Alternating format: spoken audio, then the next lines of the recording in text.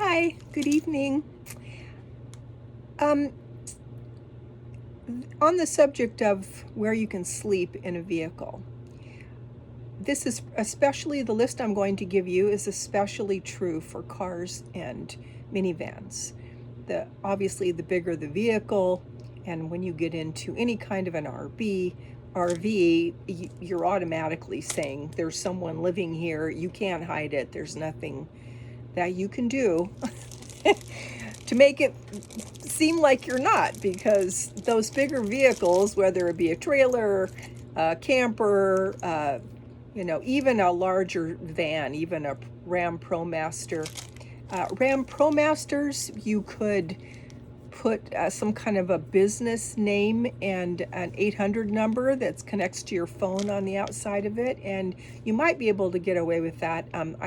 I've seen a guy on YouTube that actually has a business with solar or repairing something with RVs, and he's got this big, or he did have, last time I think he went to a box truck, but before he had a Class C that was, the front was bright orange, and he had his emblem and logo about his business on both sides, and he could get away with sleeping anywhere because he looked like he was just parked wherever he wanted to park, and nobody bothered him because it looked like a business, and they assumed that the big van was because he had a lot of equipment in there. Now that is a problem because thieves in big cities would want to break into a van like that, to maybe steal something to sell. So that's not necessarily a good option. There are many, many places to sleep when you're in a car, and no matter where you are. And I'm going to give you my personal favorites. And if you put your thinking cap on, you could probably come up with a few more. First of all, there are the stores and restaurants that say, yes, you can stay here. And those are Cabela's, some Walmarts still, Tractor Supply stores, Bass Pro Shops, Waffle House restaurants, which I think are open 24 hours. Cracker Barrel, absolutely, no question about it. Now, the complaints about Cracker Barrel are that they're usually right next to freeways, so it tends to be noisy. But I have for many years been sleeping with earplugs. These are soft, you can't really feel them, and it's not that you can't hear, but it just softens the harsh noises. And actually, I've gotten so used to wearing them, I can't really sleep well without them. So I've been doing that for years and years and years. So that's just me. But these are super cheap, and these are called spark plugs. And anything like this, I bought these on Amazon a long time ago. I bought a bunch of them. So there's the Cracker Barrel restaurants. You can sleep in some hotel parking lots. Some of them have security, and you will see there'll be signs that say there's security and you can't sleep there. Maybe there's actually not really anybody that's monitoring that, but you'll see some guy sitting in a sort of official looking truck or whatever. So you have to read signs no matter where you are, and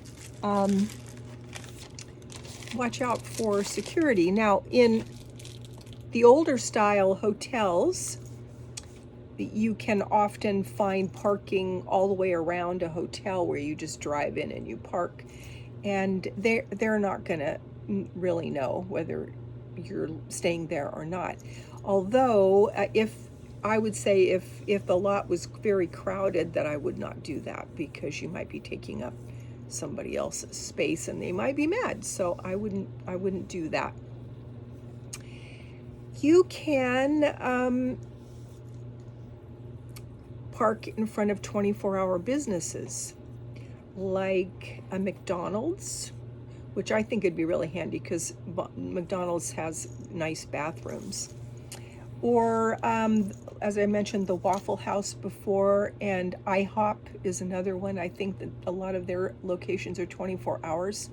I think that's a little more risky because I think that you might have police driving through, and while nobody else would notice, a policeman might notice if you're there for too long. So those are iffy, depends on the location. You have to put your spidey sense on and decide whether you feel like it's a good thing to do. 24-hour gas stations are another great place that you can pull up and often stop, and nobody thinks anything of it because they've got cars coming in and going out all night.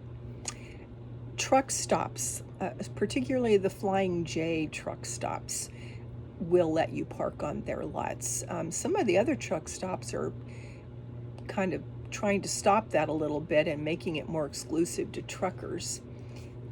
But you can also find showers in the truck stops. They're not cheap.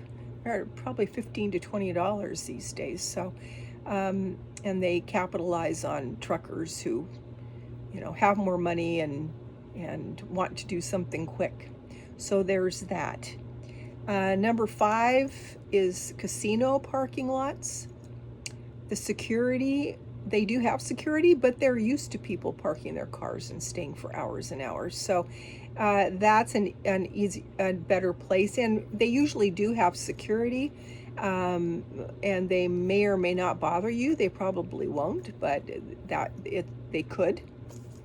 I know I was listening to a little lady, Lava Lindy, and she has a van, and it's kind of an old van, and she has stuff in a little add-on the back, and she looks like she lives in her van. And she went to one of those places, and she had a dog, and she left the dog in the car, and he started barking, and so they asked her to leave. And for all those reasons, I would think. So you have to be careful. You need to be watchful. You need to be polite, and you need to understand how somebody else would be looking at your vehicle. Like, what about your vehicle says somebody lives here? Hospital parking lots are a really good place to park because, once again, I know that I spent a lot of time in the hospital, overnighting, staying with my husband when he was very sick. So you park your car and you're there all night because I was literally sleeping in a chair, and nobody says anything. So parking lots are really great in that way, but also if there's an emergency room, which there usually is, you would want earplugs, and depending upon how busy the emergency room was, and when the ambulance turns off its siren, that might be too noisy. It just depends on the hospital and the night. So there's an idea. Car dealerships, I think, are a fabulous place to park, especially if you're on the road and going a long distance. If, for instance, you had a Dodge Caravan, you could go to a Dodge dealer and park in the service area and arrive late, leave early, and nobody would even know you were there. And if a policeman drives through and your car's all buttoned up and you've got reflectix in your windows, they're not even going to know. I mean, in a car dealership, a car could be from anywhere in the United States. They're being waited to be worked on. So I think that's a really good idea if you really need something. Amazon fulfillment centers, again, employees coming and going. Any business where there's around 24-hour employees coming and going is a really good place to park. Sam's Clubs, Costco can be good places to park. Apartment complexes in any town or city, you can park right in front. There's going to be a lot of cars parked there. You pull up 9 or 10 o'clock at night. You don't get out of your vehicle. You go to sleep, you wake up, and you probably wake up early. And so you wake up and wipe the sleep out of your eyes and leave and go to a grocery store parking lot to do anything, because grocery stores open early and nobody notices, nobody bothers to anybody in a grocery store parking lot. You could drive to a strip mall too, any place, or a business that's open early for coffee, anything like that, and do what you need to do. If you went to a McDonald's, you could go in and use their bathrooms if you didn't have facilities in your vehicle, or if you just don't want to. What I do is only if it's an emergency, I try to use the bathroom in Target or the bathroom in McDonald's, that kinds of thing. You can shower in 24-hour fitness places. They seem to kind of frown upon people staying in their parking lots. I think that depends more on what the town, what their ordinances are about that. A lot of times they're in shopping malls, and they're not allowed to let people stay there. So Planet Fitness, Anytime Fitness, 24-hour fitness, all of those are possible. And maybe you just go in the evening and take a shower, and you come out and it looks like it'd be a good place, and you just try it, see if it'll probably be fine.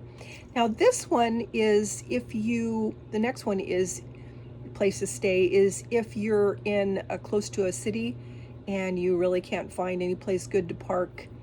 You can, if there's an airport, you can park in long-term parking, and it's going to cost you $7 or $8, but this is the kind of parking where you drive in, there's a little machine, you pull out a ticket, and you can stay in there and nobody's going to say a word. There's not a person there watching, and then when you leave in the morning, you put your ticket in and you pay $7 or $8. So that would be kind of a last resort. It's better to be free, for it to be free as far as I'm concerned. And I often mention, and I will again, the app iOverlander, and that was free completely, and now there's the basic level, which is free, and they'll tell you where there are Cracker Barrel restaurants, which are great, and over and above that, at least in my area, I don't see anything but Cracker Barrels, and then you have to pay for the next two levels, but it's probably not that much, $25 a month, maybe less.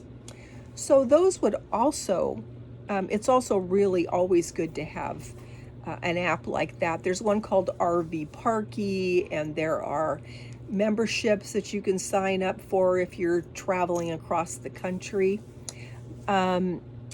Harvest Hosts and Good Sam Club and all those things, but I'm not traveling that far right now, so I'll wait for that for later. Plan to do some cross-country travel, but I'm not doing that at the moment. So those are my suggestions for you. I hope that is helpful, especially if you are living in your car or living in a minivan. These are resources that you can use to make your life better while you're renegotiating your life and getting set to do something else. I mean, maybe you don't want to live in your car forever. Most people don't. Some people do. There's a guy on YouTube called Timothy Ward, and he lived in his car. I don't think he is right now, or I think maybe he's renting an apartment during the winter time and then living in the summer in his car. But for years he lived just in his car and he loved it. So that might be something for you to look at too. So thank you for listening. God bless. Hope that was helpful. And I'll see you on the next one. Bye-bye.